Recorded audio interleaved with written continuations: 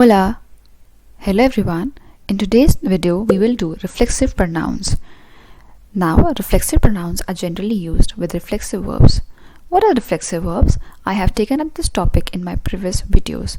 I would request you all to please go through this topic in my videos. Now let me take up reflexive pronouns. I will take them up in the order singular to plural, first person, second person and third person. So first person singular is me.